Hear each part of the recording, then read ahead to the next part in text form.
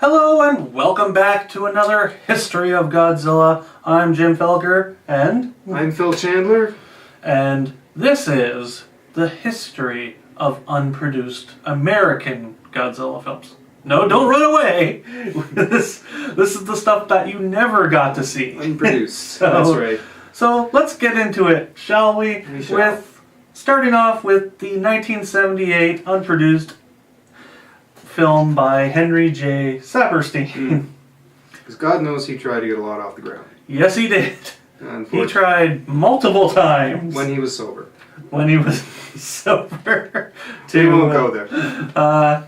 He tried multiple times to try to get American Godzilla films produced, all the way back to a sequel to the original Godzilla, which eventually turned into Gigantus the Fire Monster, but he wanted to do the volcano creatures and stuff like that. Right. Well, don't forget that Toho was still producing films up until 1975, so they had an agreement that they could bring over the films that they had already produced and redub them, a little re-editing, Americanize them to some degree, but they wouldn't agree on an American production right away, so there was some issues with that. But what Saperstein wanted to do was use the suits from those movies and produce his own movie. Right. But this is a little bit different. This one was just going to be its own thing. Not much is known about it.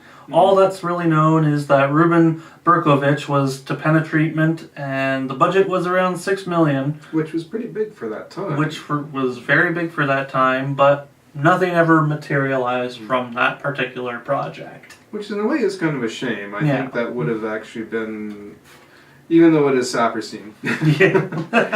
Oh, don't worry. He'll be back on this list soon enough. Soon enough, yes. But it would have been interesting to see. It would have been the first time the Americans had it. And it's interesting that it was an American production, but they still wanted to use the Japanese suits and the Japanese-looking Godzilla, because that's what everybody was familiar with. So, no, it was, in one sense, kind of a shame it didn't get produced. But so, next up, we had, of course, Godzilla King of the Monsters 3D in 1983. Now, this one was to be done up by Steve Miner, who did Friday the 13th 2 and 3. Right. And to a lesser extent, Halloween H2O.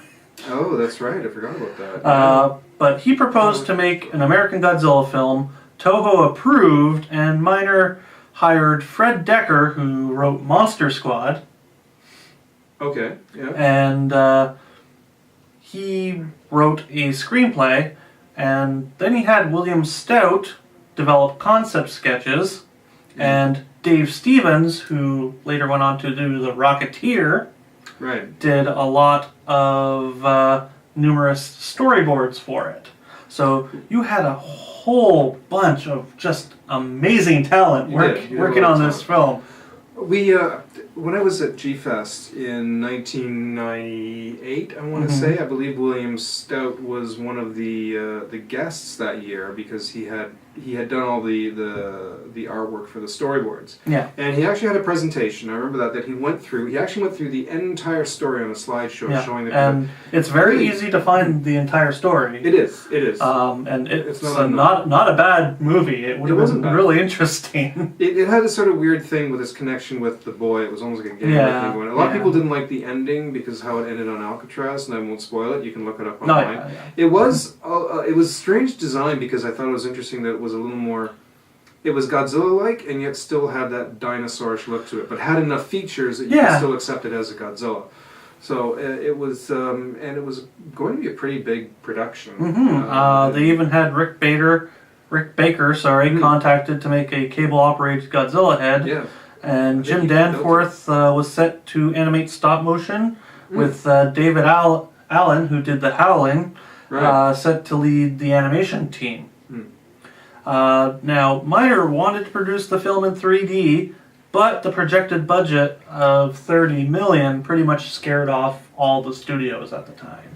Yeah, that's And 3D was an expensive process. Not as much now. It's easier to do in this digital era. They can take a flat film and make it 3D if they have to. But to shoot something, in 3D at the time, and it still was not perfected. It never really looked very good. Actually, I went to a couple of 3D movies. I think, if you remember, Metal Star. Well, I mean, I saw one of Steve Miner's 3D. I saw Steve Miner's Friday the 13th 3D. So it was It was fuzzy and you walked out with a headache. So it was probably best that it didn't get produced in 3D, but it was a shame the film didn't get produced. No, and it pretty much died about a year later. A lot of the concepts, though, that were in the film carried over into Godzilla 84/85. Yeah, and so it was still a really interesting project that just never came to be. Yeah. And quite frankly, if you get a chance to look it up and everything, please do. It's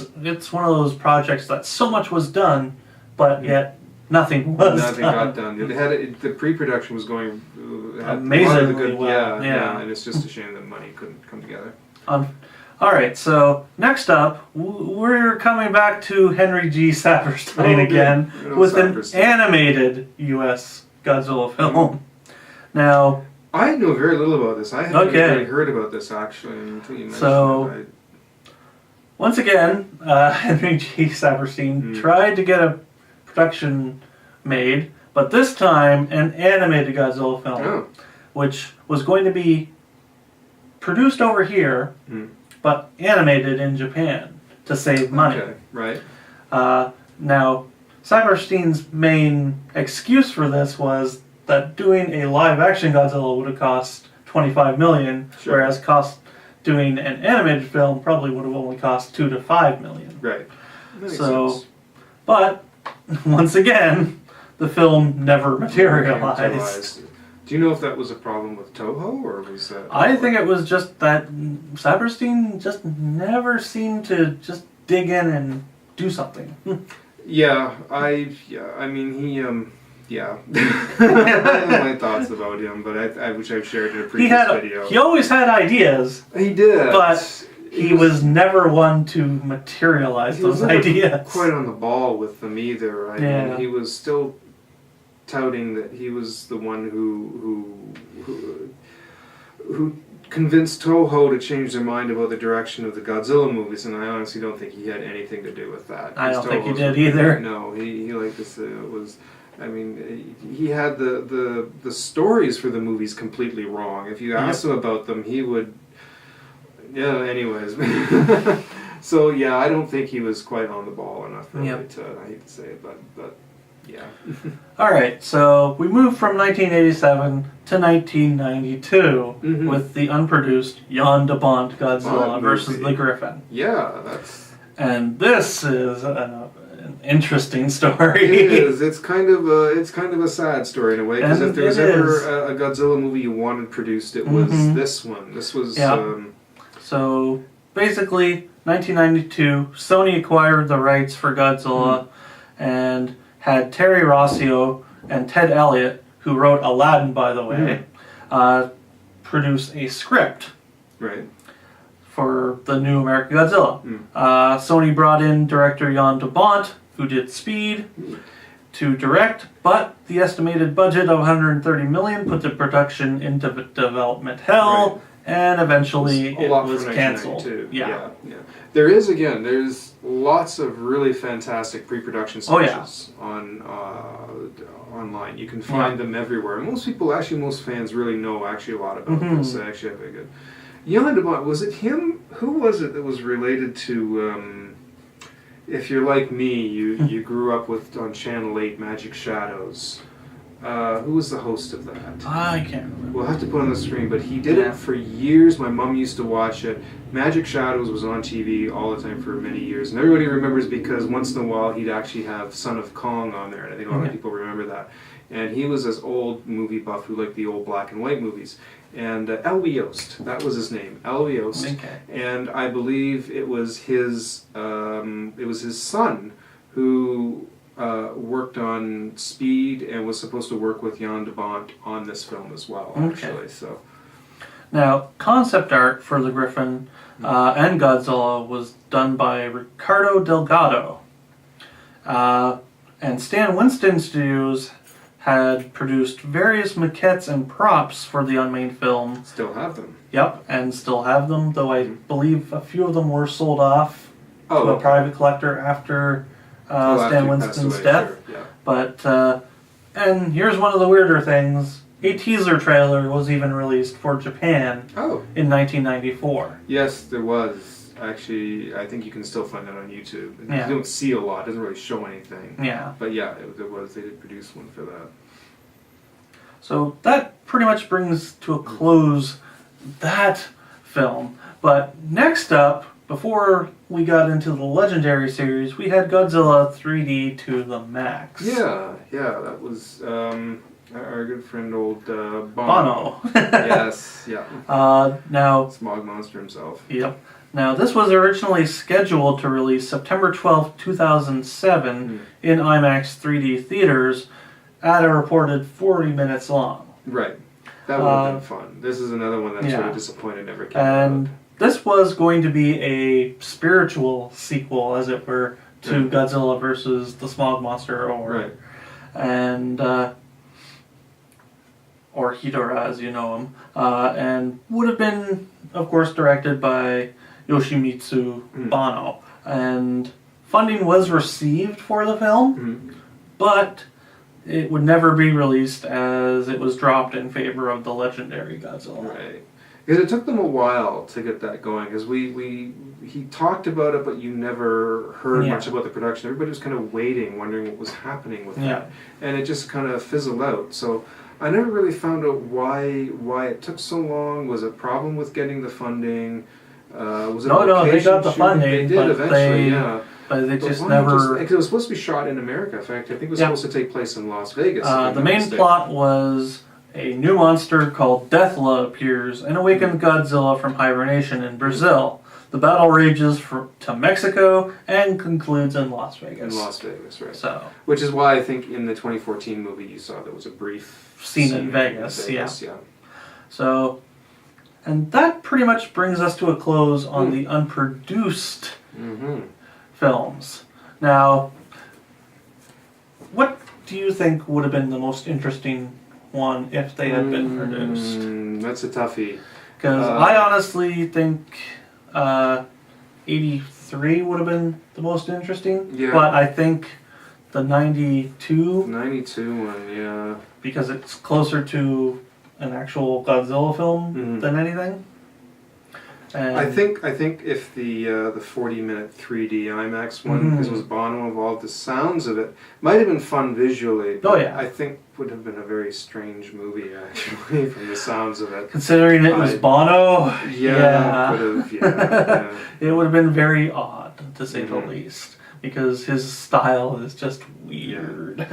The 1992 one, I'm wondering how audiences would have accepted it, because the Godzilla's origin is completely changed in that. He was supposed to have been, again, it was a mutated dinosaur, but not mutated by nuclear. Yeah, Atlanteans or whatnot, I believe. I heard it was aliens. It was an alien creature that or manipulated by aliens and left in the ice, but which I suppose still could have worked, because the design worked still. Again, it was like the 83 one.